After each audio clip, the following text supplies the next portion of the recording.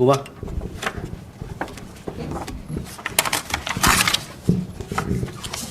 Huma Siddiqui from Strat News Global. I have two questions. Recently, the U.S. administration had imposed visa restrictions on travel agents. Would you have the number of such agents, and in which state are they located?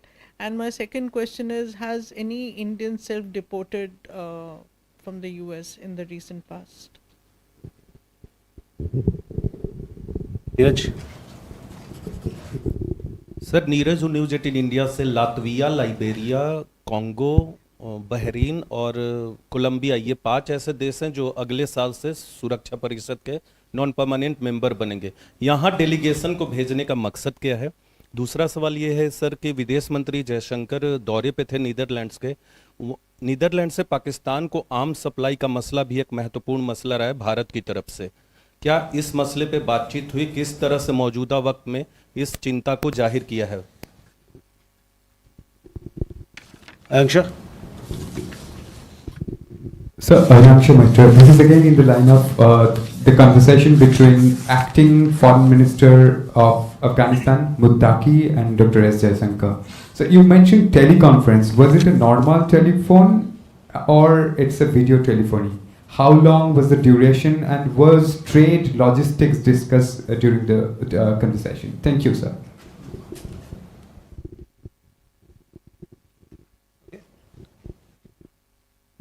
Sir Krishnamohan Sharma, Bharat express से। मेरा एक सवाल है कि जो पाकिस्तान और भारत के बीच tension जो हुआ पहलगांव के बाद, तो उसमें अटारी बॉर्डर पे दोनों तरफ से रोक दिया गया था जो हमारे फंक्शंस होते हैं, उसको पार्शियली रेस्टोर कर दिया गया कि हाथ नहीं मिलाएंगे लेकिन वहाँ पे सेरेमनी होगी दोनों तरफ से।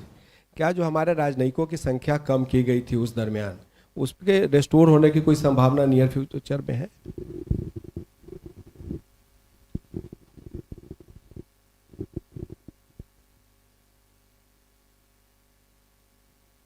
अबीर। Hello sir, this is Ubir from the Tribune. Sir, my question is regarding this. Two Pakistan officials have been deported within a week from the Pakistan High Commission. Can you please clarify and elaborate, what were the cases and why were they, asked to expel within 24 hours from the country? Okay. Huma, regarding restrictions on agents, these are details that you will have to seek from the US Embassy. They will be in a position to provide. As far as we are concerned, we have taken action against agents who promote illegal immigration, and we will continue to do so in the future as well. Our law enforcement agencies are taking due action. In regard to self-deported Indian student, there was one Indian student who had self-reported some time back, of which we had given you some information. But other than that, if somebody is traveling in his own accord, it's very difficult for us to come to know unless he or she provides us information. Neeraj, हमारे जो delegations हैं दुनिया के 33 देशों में जा रहे हैं। ये जितने देश हैं ये हमारे बड़े मजबूत इंटरनेशनल पार्टनर्स हैं, इनसे हमारी बड़ी अच्छे रिश्ते हैं। कई एक इसमें सिक्योरिटी काउंसिल में अभी के मेंबर हैं या आने वाले दिनों में सिक्योरिटी काउंसिल में आने वाले हैं। इन सभी चीज़ों को मद्देनज़र रखते हुए ये ज़रूरी था कि हम इन देशों पे जाएं ताकि हमको अपना भारत का जो संदेश है आतंकवाद को लेकर, किस प्रकार से दुनिया की सभी लोगों को,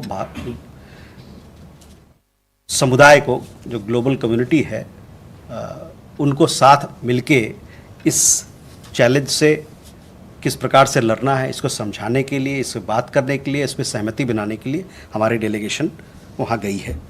लातविया के नाम आपने जिक्र किया, लाइबेरिया का जिक्र किया, DRC का जिक्र किया। ये सब देश अभी सिक्योरिटी काउंसिल में जाने वाले हैं और इस नज़रिए से उनकी भूमिका अहम हो जाती है। नीदरलैंड्स के मामले में विदेश मंत्री का दौरा नीदरलैंड्स का 19 और 20 मई को रहा। 2 दिन पहले वहाँ पर उनकी मुलाकात वहाँ के प्रधानमंत्री से हुई, वहाँ के विदेश मंत्री से हुई वहाँ के डिफेंस मिनिस्टर से बातचीत हुई है, और उसके अलावा वहाँ पर जो भारतीय समुदाय के लोग हैं उनसे भी मुलाकात हुई है, और साथ ही साथ वहाँ पर जो थिंक टैंक के लोग हैं, वर्क के लोग हैं, उनसे मुलाकात हुई है। तो सारे मुद्दे पर, जितने भी द्विपक्षीय मुद्दे हैं उन पर बातचीत हुई है, और हमारा मानना है कि इस दौरे से जो नीदरलैंड्स और भारत की मैत्री है, दोस्ती है, जो पार्टनरशिप है, उसको और मजबूती मिलेगा। I am sure this was a telephone conversation, so telephone conversation between the two leaders. You would have seen what we have put out. In addition, the Afghan side also has given a readout. From our side, the External Affairs Minister conveyed he thanked him for his strong support on the Pahalgam terror attack, and also he welcomed very firm rejection of the recent attempts to create distrust between India and Afghanistan through false and baseless reports. External Affairs Minister also underlined the traditional friendship with the Afghan people and continuing support for their development needs. So, we discussed, and now we want to take this engagement forward through various means, including through development partnership, including through people-to-people contacts, so on and so forth. Krishna Mohan ji, जहाँ तक देखिए, जो cabinet committee की meeting हुई थी उसके बाद से फॉरेन सेक्रेटरी ने इसी मंच से आप लोगों पर ध्यान लाया था कि किस प्रकार का कदम हम लोग उठा रहे हैं पाकिस्तान पहलगाम आतंकवादी घटना के बाद पाकिस्तान के संदर्भ में। तो उस समय जो हम लोगों ने प्रेस विज्ञप्ति जारी की थी कि हमारी जो संख्या है वहाँ 55 से घटा के हम लोग 30 ला रहे हैं, वो 30 पे ही है अभी। लेकिन आपने देखा होगा कि अभी हाल में 2 पाकिस्तानी उच्च आयोग के 2 स्टाफ मेंबर्स को पर्सोना नॉन ग्राटा किया गया है, क्योंकि वो जिस प्रकार की हरकतें यहाँ कर रहे थे वो इनके जो ऑफिशियल स्टेटस से उसका कोई लेना देना नहीं है, वो उसके वायलेशन में है एक तरीके से। तो संख्या तो वही है जहाँ तक जो हम लोगों ने पहले बताया था, वहीं तक डिप्लोमेटिक राजनयिक वहाँ की उनके कितने हमारे यहाँ रहेंगे और हमारे कितने रहेंगे, वो संख्या का जो तय संख्या है, जो नंबर है, वही है। Ubir, on the questions again, we had put out a press release, one yesterday, one on 13, that there are Pakistani High Commission staff members who have been conducting activities that are not in keeping with their official status, and for that reason they have been told to leave India. One has left India, the other one was given 24 hours yesterday to leave India. So hopefully by the end of those 24 hours, he would also depart India. Sridhar, MEA.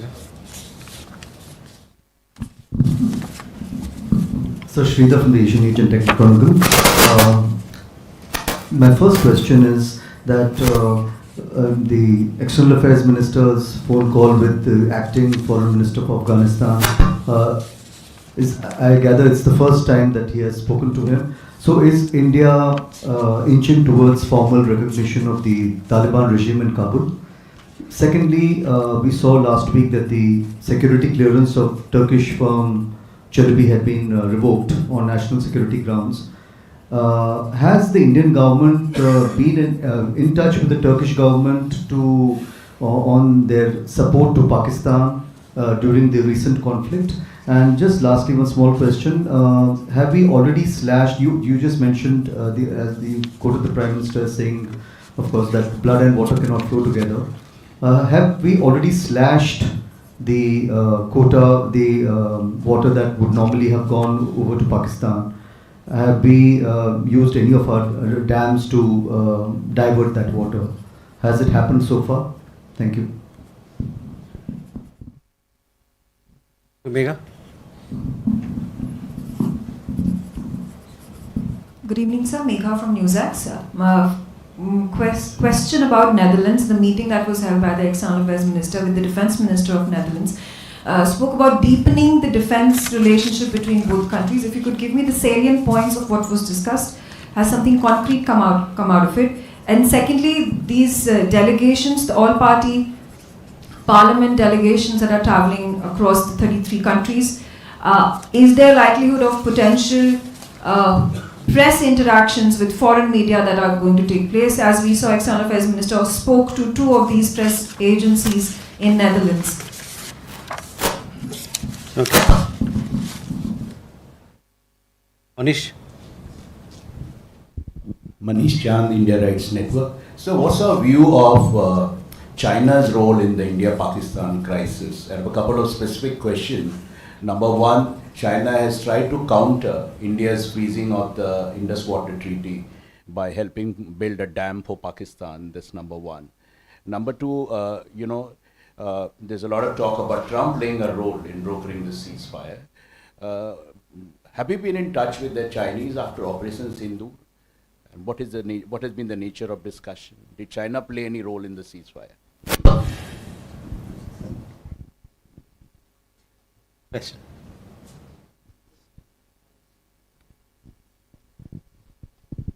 Thank you, sir. Alex from the New York Times. I've got a question or two about the G7 happening next month in Canada. We'd like to know if India, Prime Minister Modi has been invited, if there's any chance of his actually attending, and if he doesn't attend, if there's any other way for India to participate. We believe it would be the 6th consecutive G7 for India. Okay.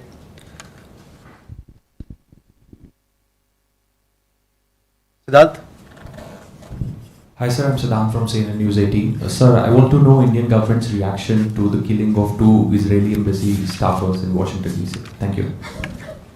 Okay, Sridhar, first regarding External Affairs Ministers meeting. Yes, the first time that we are having conversation at the level of the Foreign Minister. In that sense, it is an important development. As far as the details of the conversation, I just told you what was discussed, and this was also put out. On the Turkey matter, Chelemi, this matter has been discussed between with the Turkish embassy here, the Turkish embassy and our Ministry of External Affairs. But I understand that this particular decision was taken by the Bureau of Immigration because they look, Civil Aviation Security, because they are mandated with security issues. On the question of Turkey, well, we expect Turkey to strongly urge Pakistan to end its support to cross-border terrorism and take credible and verifiable action against the terror ecosystem that it has harbored for decades now. And relations, as you know, are built on the basis of sensitivities to each other's concerns. On IWT, we have spoken, so I would refer you to all our press releases, what we have done.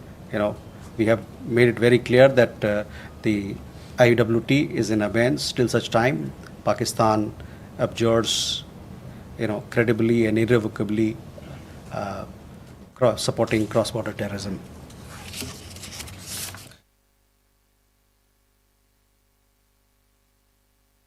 Megha, on Netherlands, see, this was a bilateral visit. External Affairs Minister called on the Prime Minister of Netherlands. He also met with the Foreign Minister and discussed a whole range of issues. Netherlands, we have a very strong partnership in the field of technology, in economy, in trade, investment, on green partnership, on innovation, and defense is again an important area. So all these aspects were discussed, and we put out a press release. So I would refer you to have a look at the press release for more details in this regard. You also asked questions about the 33 countries. Yes, the 33 countries, where the delegations are going, they will be interacting with media, the domestic media, the international media there, domestic media there, and they will have several engagements. So you will see many of those of our leader of delegation attending interviews, engaging the international media, trying to put India's point of view to our stakeholders in those countries. Manishi, on your question regarding China. Now, on 10th of May, I think, our National Security Advisor, he had a telephone conversation with his counterpart, the Foreign Minister and the Special Representative on Boundary Issue, Mr. Wang Yi. During this conversation, our National Security Advisor conveyed clearly India's resolute stance on cross-border terrorism emanating from Pakistan, and just to underline that the Chinese side is well aware that mutual trust, mutual sensitivity and mutual respect forms or remains the basis of India-China relations. Alex, on G7, I have no information at this point in time on this issue, but let me check and we'll get back to you.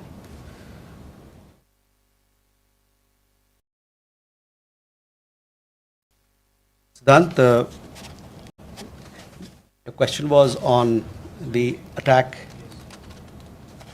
in Washington, D.C. This is deeply shocking. You must have seen the message also posted by External Affairs Minister. On my part, we can say that this is deeply shocking. We condemn the attack. We offer our deepest condolences to the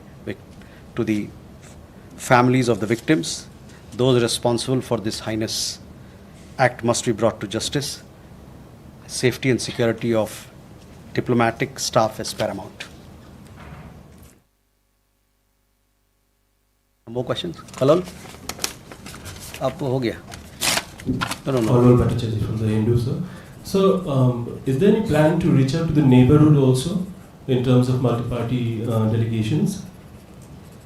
And also the BIMSTEC countries especially? Sudhi? So thank you, Shruti Randhir from Bloomberg, sir. Associated question to Kalol. Sir, is India reaching out to China on this? We don't see the parliamentary delegations going to China. And also there have been reports from India's Defence Ministry about China helping Pakistan with its air defence in the interim after the attack happened in Kashmir. Has India raised these concerns with China? Because we see that it is raising these concerns with Turkey. Please. So this is Soumya from Republic TV. So my question is with regards to China's role in helping Pakistan with regards to us holding in abeyance the Indus Waters Treaty. Now there are reports suggesting that it has paced up the construction of a dam there. So your comment on that? Dada.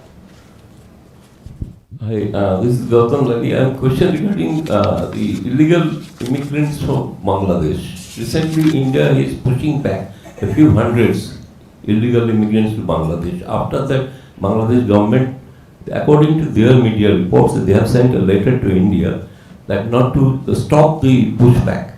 And so, what is the status of this pushback system? Please. Sir Gaza के हालात ख़राब हैं, वहाँ मानवीय संकट जो है खड़ा हो गया है और कुछ देशों ने इजराइल का जो मिलिट्री एक्शन है उसको क्रिटिसाइज भी किया है. भारत सरकार की इस पर क्या प्रतिक्रिया है? Okay, so Kalol, first, we have given details of the 33 countries that we are reaching out. So those details of the countries that our delegations are going out to is there for you to see. Shruti, on your question regarding India, as I told you, our National Security Advisor spoke to his counterpart on 10th of May, and where he clarified that our stance on fighting cross-border terrorism emanating from Pakistan remains firm and resolute. It is also our understanding that the Chinese side is aware that mutual trust, mutual respect and mutual sensitivity forms the basis of India-China relations. Soumya, again, on China, as I've told you, that the Chinese side is aware that mutual trust, mutual sensitivity and mutual respect happens to be the basis of India-China relations. Your questions regarding illegal immigration. See, people who are staying in India illegally, or foreigners who are staying in India illegally, whether they happen to be Bangladeshi national or any other national, they will be dealt as per law. We have a large number of Bangladesh nationals here who are required to be deported.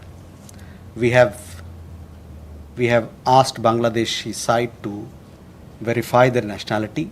We have a pending list of 2,360, upwards of 2,360 cases of people who are required to be deported. Many of them have actually completed their jail sentences also, and in many cases the nationality verification is required to be done, is pending since 2020. So it's almost 5 years have gone by. So we would urge the Bangladeshi side that they must expedite the verification process so that people who are required to be deported can be sent back to Bangladesh. They must expedite this process. देखिए, भारत में अवैध तरीके से जो लोग रह रहे हैं, चाहे वो बांग्लादेश के हों चाहे किसी और देश के हों, उन पर विधिवत कानूनबद्ध कार्रवाई की जाएगी।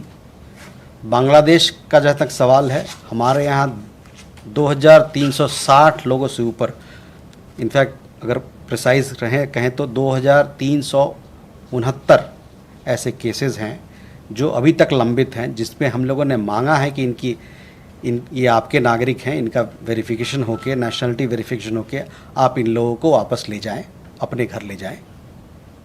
इसमें कई एक वैसे लोग हैं जिनका जेल में थे, जेल में उनका सेंटेंसिंग ख़त्म हो गया, और कई एक ऐसे केसेस हैं जिसमें कि 2020 से लंबित केसेस चल रहे हैं। तो अभी इसमें ज़रूरत यह है कि बांग्लादेश इस पर कार्रवाई करे, जल्दी से वेरिफिकेशन करे, ताकि ये जो डिपोर्टेशन की प्रक्रिया है उसको जल्द से जल्द पूरा किया जाए। अल्पियो, आपका सवाल गाज़ा और इस गाज़ा के ऊपर है। देखिए, गाज़ा के ऊपर हमारा क्या रुख है, क्या पक्ष है, इससे आप सभी लोग भली भांति से अवगत हैं।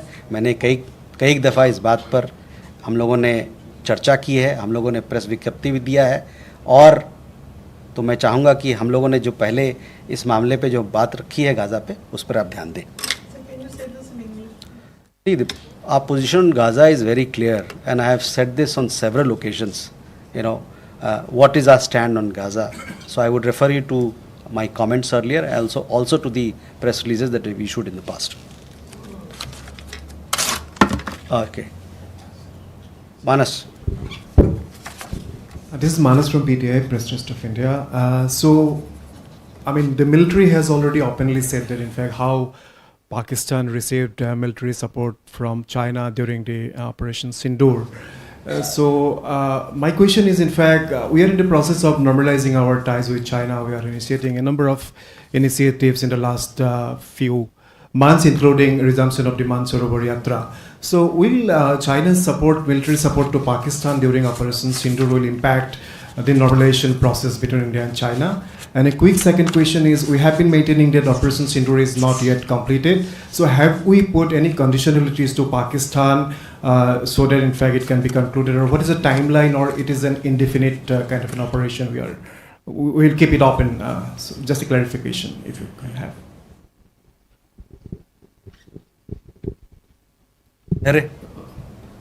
Good evening, sir. So my first question is regarding the IMF bailout to Pakistan. On 16th of May, the $1.2 billion tranche was disbursed to Pakistan.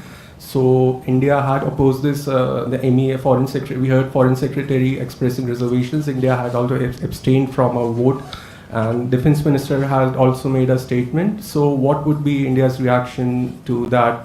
Continued assistance despite. And the second question is in regards to the the EU foreign policy chief, they have said that Brussels wants to lower the Russian oil price cap from $60 per barrel as part of a new sanctions package, and this demand from EU and the UK was also raised at the G7 foreign ministers meeting.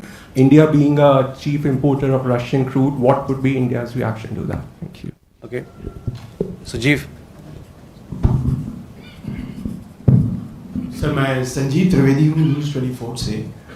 जैसे आपकी अपेक्षित था पूरा देश इस पूरे प्रकरण में एक था, लेकिन एक प्रश्न है जो लगातार बार बार विदेश मंत्रालय से पूछा जा रहा है कि क्या हम लोगों ने पाकिस्तान को हमले की पूर्व जानकारी दे दी थी। वैसे तो ये राजनीतिक रियाल में है, लेकिन एक आधिकारिक प्रतिक्रिया आपसे इसलिए अपेक्षित है कि क्या कूटनीतिक स्तर पर ये बात उन्हें बताई गई थी, did we inform them before hitting?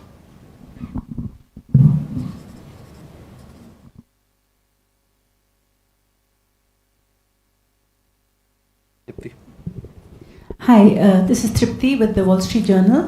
The Shangri-La Dialogue is taking place in Singapore at the end of this month, the Security Forum for the region.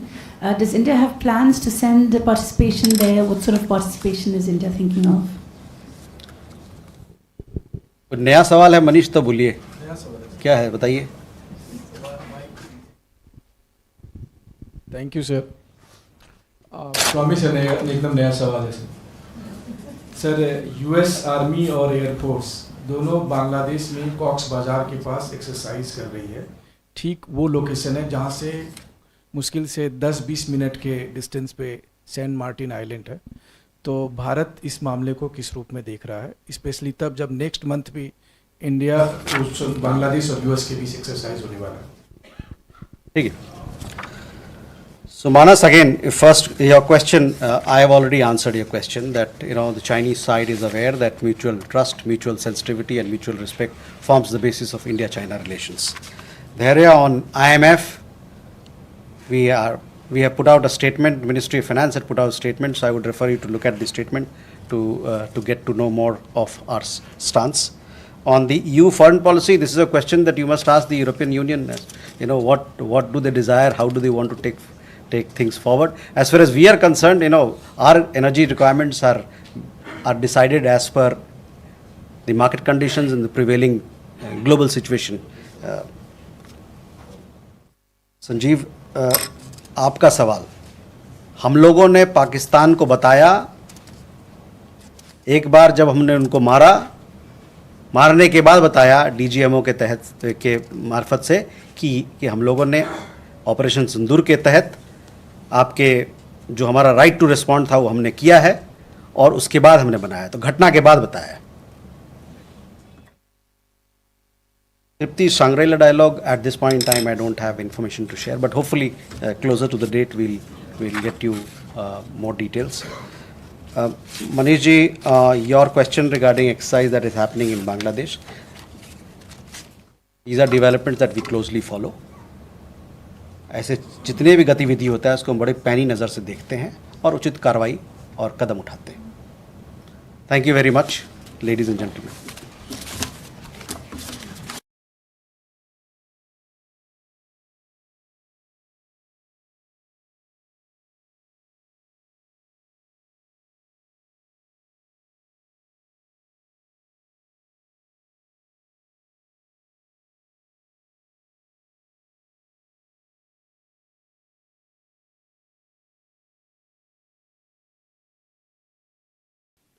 Good afternoon, friends.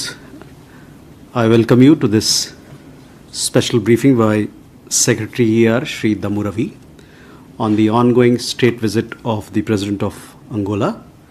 We also have with us Shri Sevala Naik Mude, Additional Secretary, who looks after Angola and other countries in Africa, as also our Ambassador to Angola, Dr. Vidu Nair. With that, I invite Secretary Sir to make his opening remarks, after which we'll take some questions from the audience. Sir, over to you. Thank you, Randhir, and good afternoon, friends. Let me briefly cover the program and also the important elements of the visit.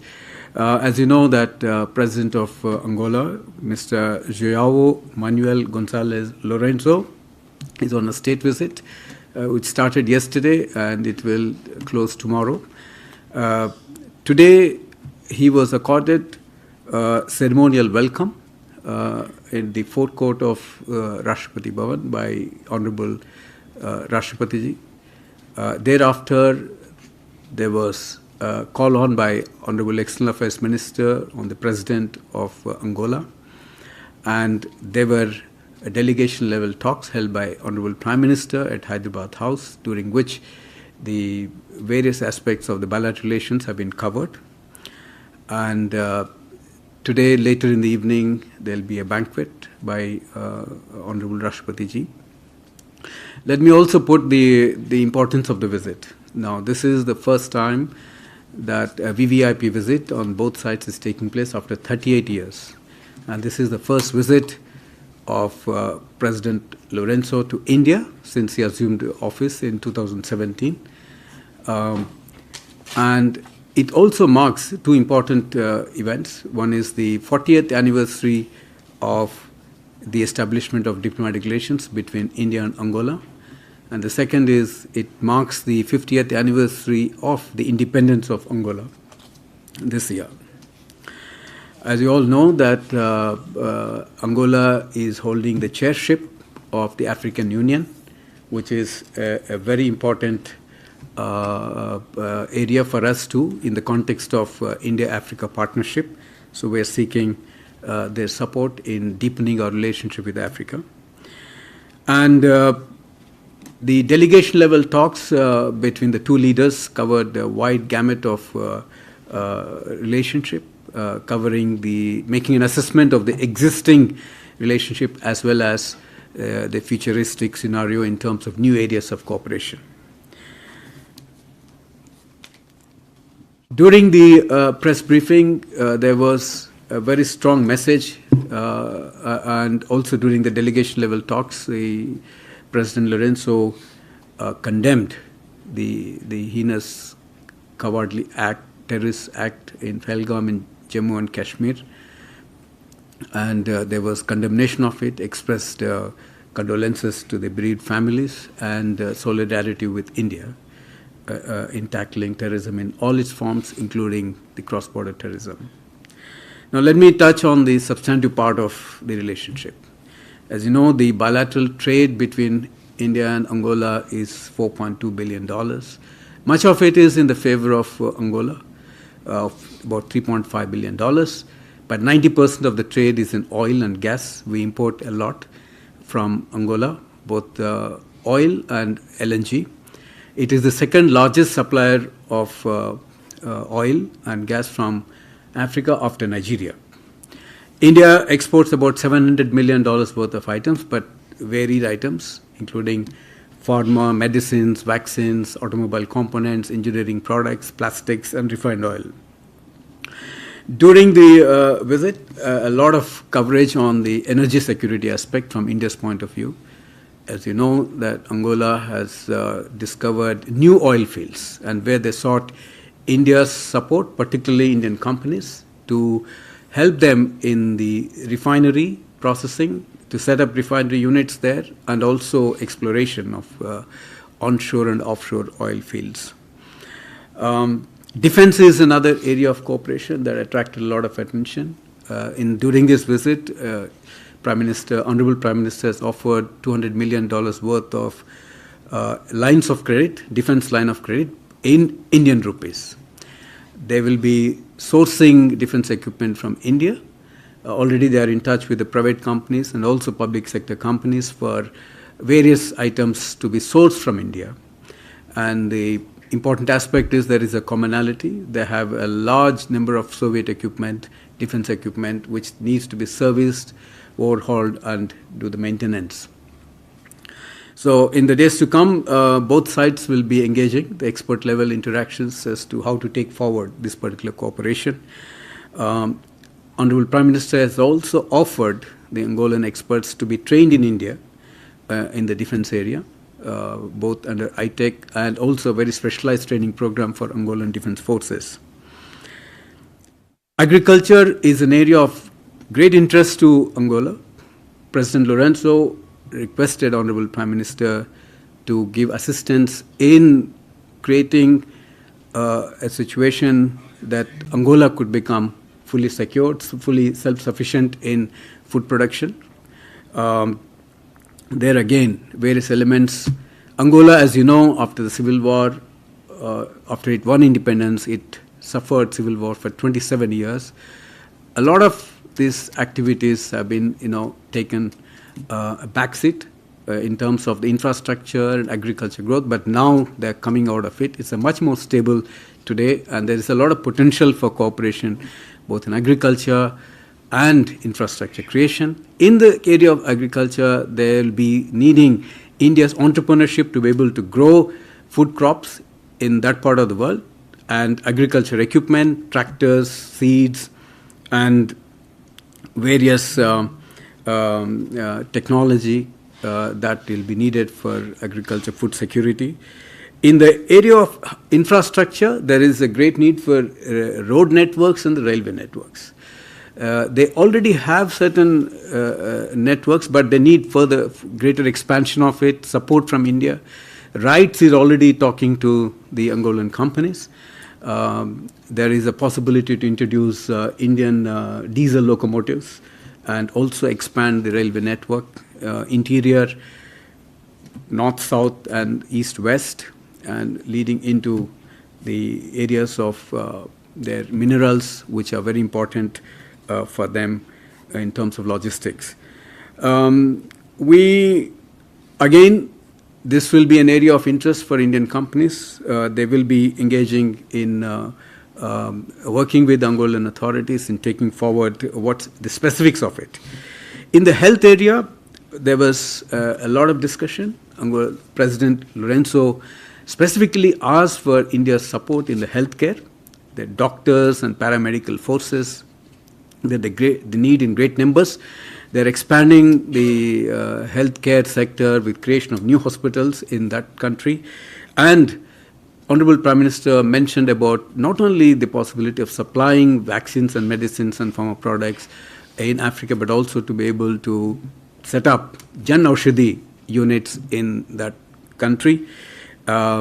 We will be exploring that opportunities. And the possibility of traditional medicine, Ayurveda, to be introduced in Angola, where there is a lot of interest too. The new areas of cooperation which were discussed by the two leaders is actually space. As you know, Angola already has a satellite mission control center, which is currently assisted by the Russians and the French. But India has a low-cost satellite launch technologies, and Honorable Prime Minister offered this to Angola, and we'll have to see how we can expand this particular area of great interest to both sides, and there's a lot of potential there.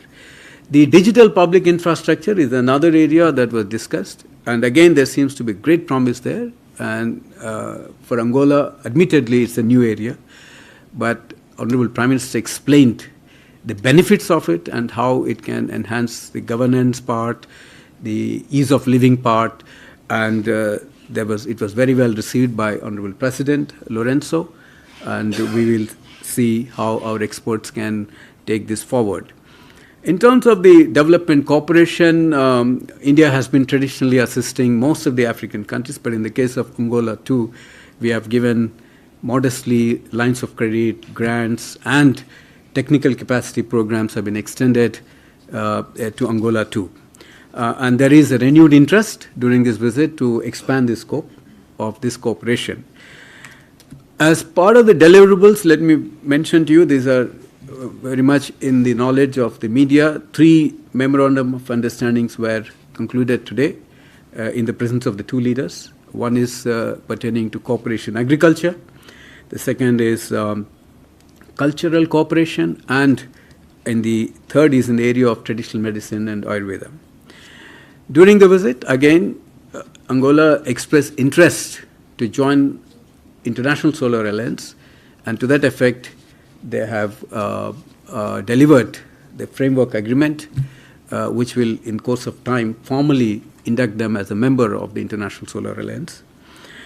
In the context of the African Union, as you know, Angola is currently the chairship holding of the African Union, and we are very keen to hold the next edition of the India-Africa Forum Summit, which is the 4th edition.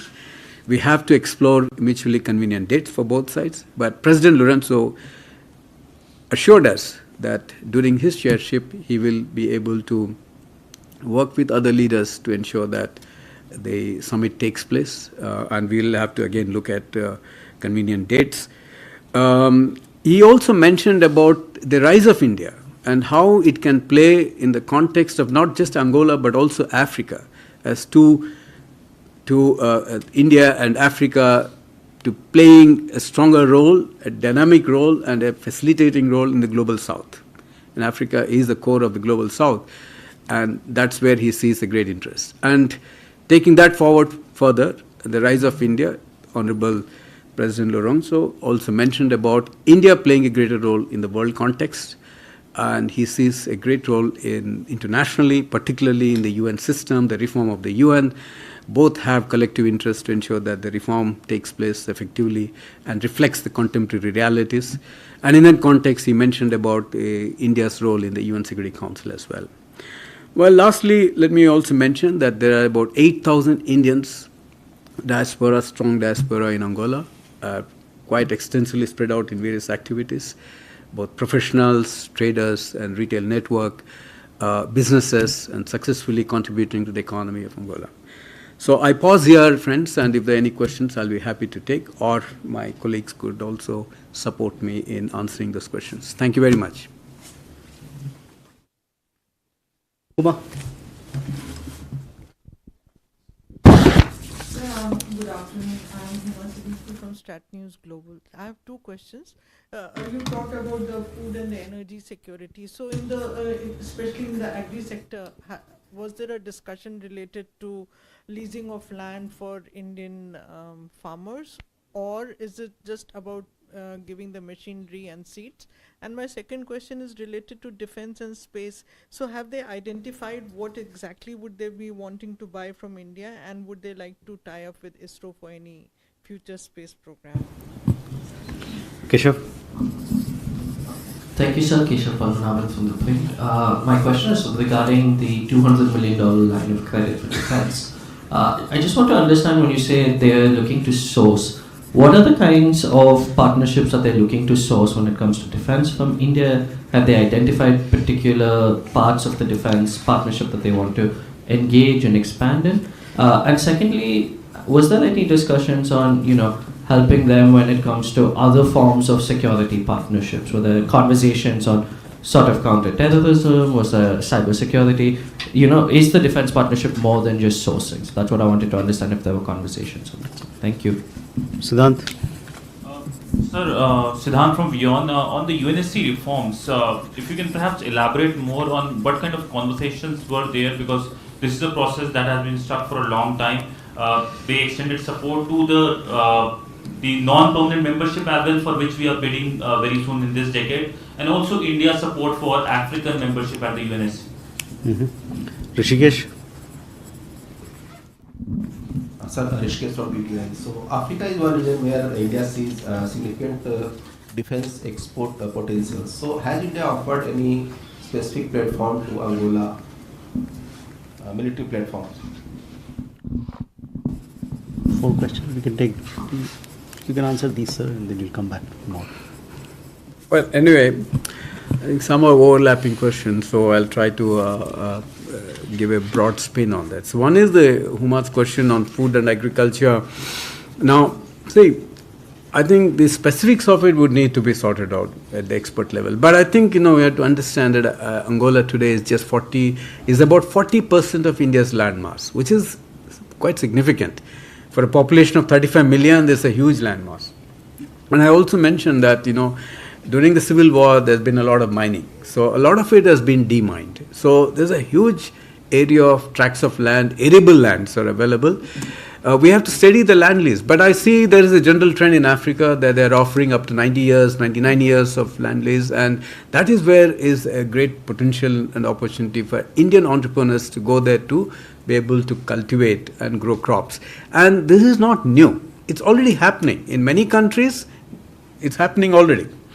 And specificity of it we'll have to see, because we have to also understand the soil conditions, which is conducive to what kind of crops, millets. Of course, Honorable External Affairs Minister mentioned today in the conversation with his counterpart whether there's a scope for millets. But yes, there are multiple opportunities there. But I think today we have to see in the context of securing, making African countries and the continent self-sufficient in agriculture.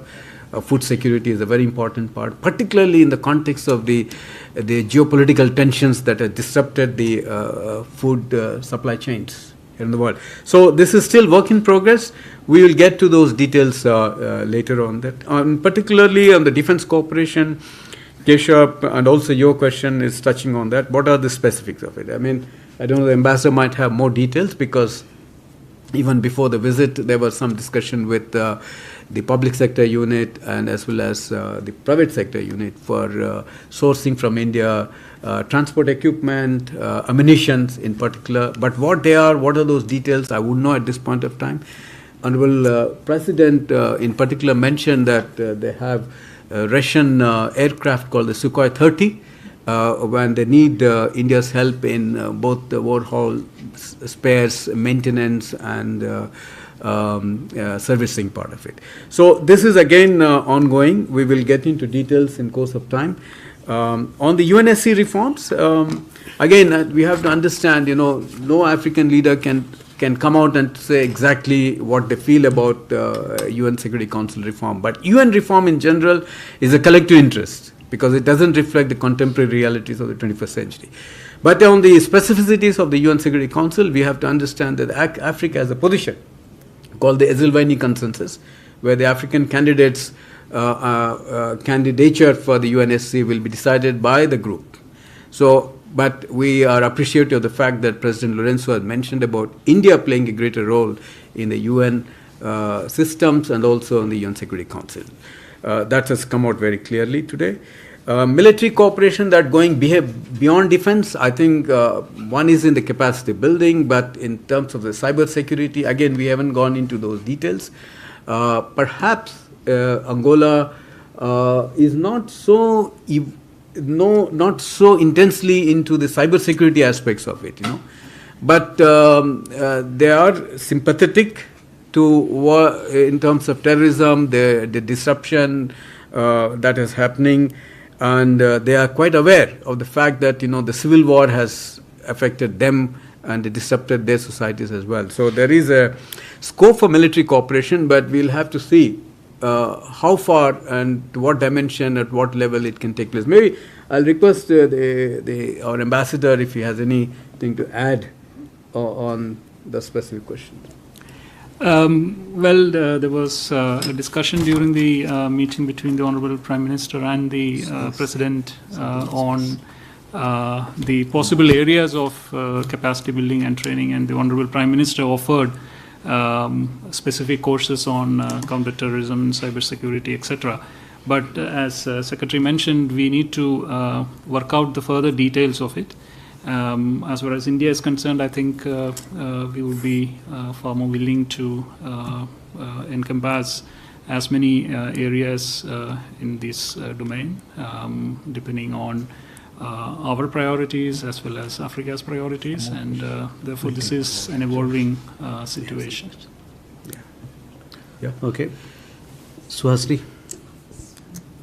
Secretary, this is Suhasini Heather from The Hindu. You had mentioned that President Lorenzo condemned the Pahalgam attack and also has offered support to India for its actions against terrorism and cross-border terrorism.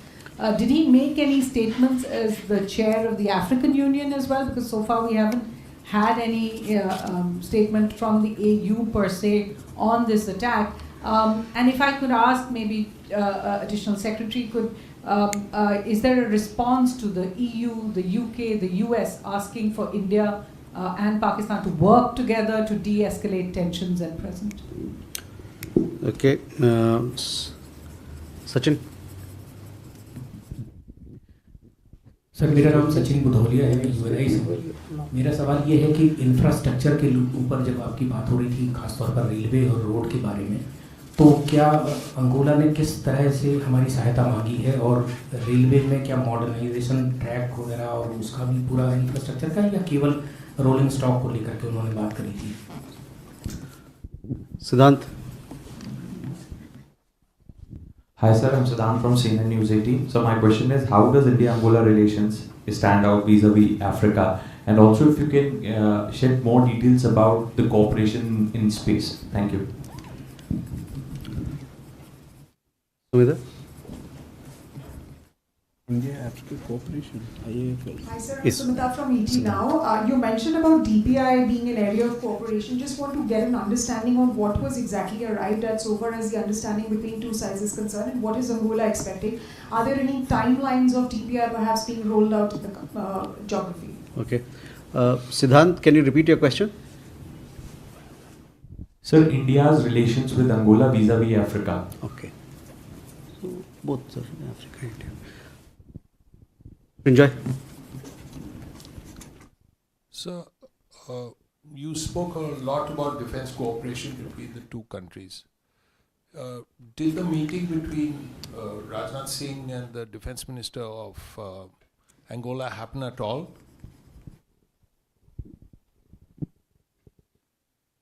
Yeah, कोई सवाल है, धीरज? नमस्कार sir, मैं नीरज सुबे प्रभा साक्षी से। Sir, Angola पर जो विदेशी कर्ज है उसमें लगभग 40% चाइनीज़ है, और वहाँ पर कुछ चाइनीज़ बैंकों के साथ उनके जो पेमेंट्स के जो समझौते थे वो रद्द भी हुए हैं, उनको दिक्कत भी है। तो अपने जो सहायता की है अंगोला की, क्या उन्हीं प्रयासों में एक और कड़ी उसको माना जाए जिसके तहत संघर्षरत देशों को चाइना अपने कर्ज के जाल में फंसा रहा है और भारत उनकी मदद करता है? दूसरा, आज प्रधानमंत्री जी ने जो अंगोला को डिजास्टर इंफ्रा से या बायोफ्यूल वाला जो हमारा प्लेटफॉर्म है, एक और प्लेटफॉर्म से जुड़ने का जो आह्वान किया है, उस पर अंगोला की क्या प्रतिक्रिया रही? Yeah, thank you. Well, few questions I'll try and mix up with others. There's common threads here. Suhasini's question on the cross-border terrorism, we haven't yet received the AU statement as such on the recent attack in J&K. But today's clear condemnation by Angola in his capacity also as the chair of the AU is itself very significant in my view. It also covers both bilateral as well as the African Union. And that's it's coming out very clearly in that context. But I think other part of it you could answer it a little later. In terms of the infrastructure, we have to understand, and as I said, Angola has been behind the curve in terms of infrastructure because of its own past, the civil war and all that. So there is a lot of scope for road network to be built, and also in the railway network. Now, specifically on the railway network, they have some track, but there's a single track. But if you have to improve your logistics and also reach up to your critical minerals mining areas, then you need to have a lot more capacity and a lot more modernization taking place. And that's where India is coming in. RITES is in talks. They're just not talking about rolling stock, but they're also looking at the possibility of expanding the network and also creating modernization there. India-Africa cooperation in the context of both Angola. See, we have to see the relationship of India-Africa in an overall context of the global south as well. Our trade with Africa is about $100 billion. Annually, investments are about $80 billion. But we could do more. We need to engage more intimately with them, and that is the whole exercise today. Our companies should be encouraged to go and invest and take part in value addition activity locally, infrastructure creation, PPP projects. There's a whole lot of opportunity for both sides, particularly for Indian entrepreneurs. So, India-Africa Summit, it's been there for a long time. It's pending. 2015 was the last time when we held the third edition. But now, because of the COVID scheduling issues, we could not hold the fourth summit. But now is a good opportunity. What will happen is, we'll take stock of the things. In the overall context of Africa, this summit will give us an opportunity to understand, where we can bring in India's low-cost solutions, particularly in the DPI space. And India is well positioned to assist because of the development trajectories, aspirations and challenges of both India and Africa. And the DPI could be very well a good platform for Africa to accelerate also its development.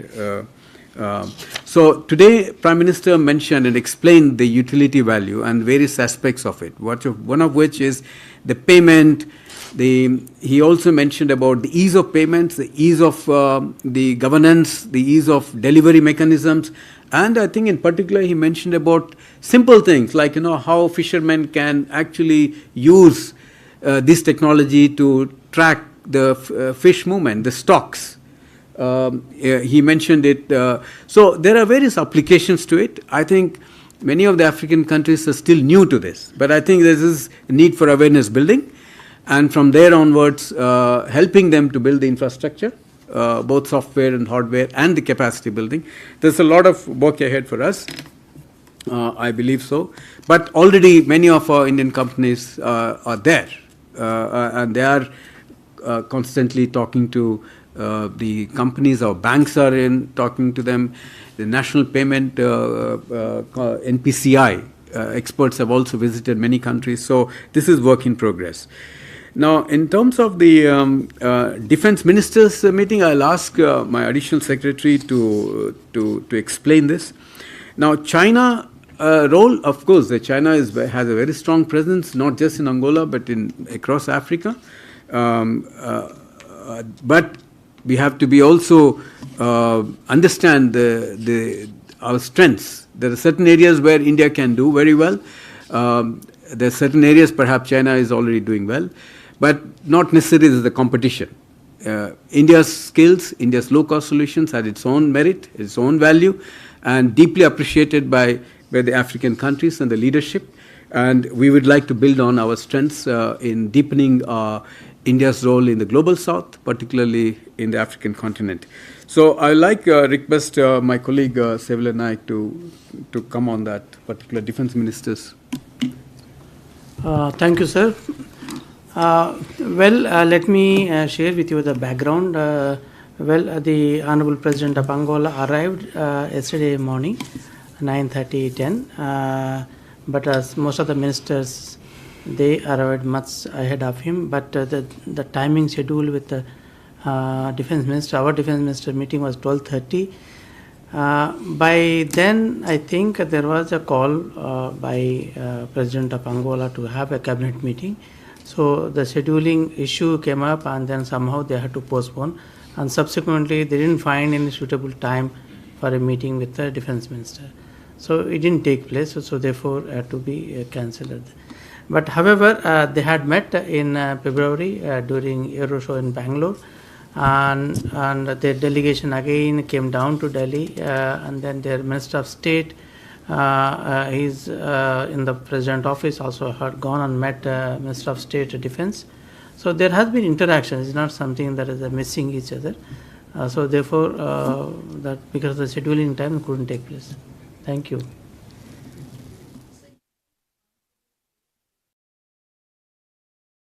My due apologies on that, but let me explain to you that this is a new area of interest for Angola in particular. They have raised this, the President Lorenzo asked Prime Minister for help.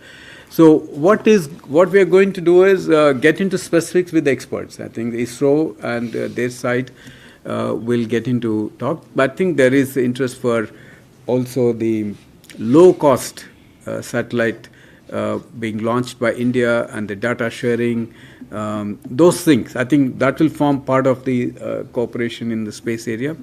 But we'll have to, again, go into details eventually in due course of time when experts meet. Thank you very much.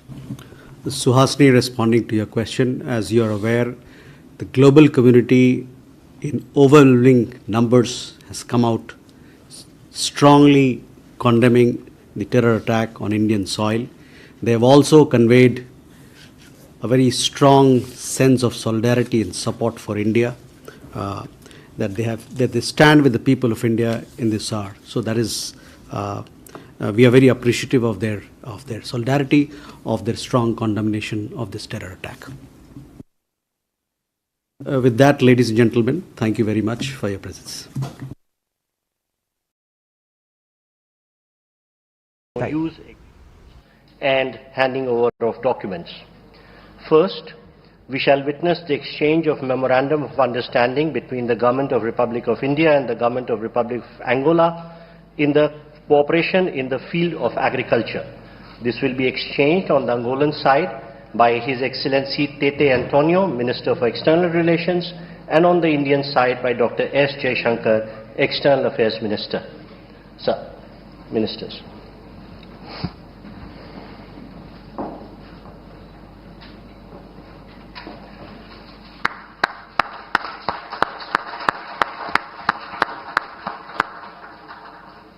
Thank you, Ministers. I request the Ministers to stay on. The next exchange is also by the Ministers. This is the Memorandum of Understanding between the Government of Republic of India and the Government of Republic of Angola on cooperation in the field of Ayurveda and other traditional systems of medicine.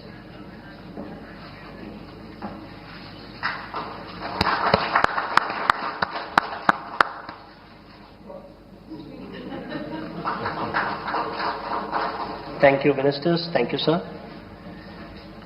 Next, we have the exchange of the cooperation program between the Government of Republic of India and the Government of Republic of Angola in the domain of culture for the period 2025-29. This will be exchanged on the Angolan side by His Excellency Clement Kamemba, the Ambassador of Republic of Angola to India, and on the Indian side by Shri Damu Ravi, Secretary ER MEA.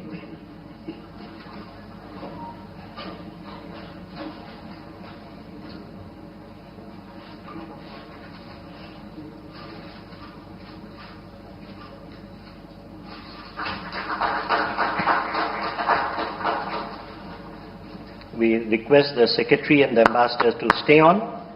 We next have the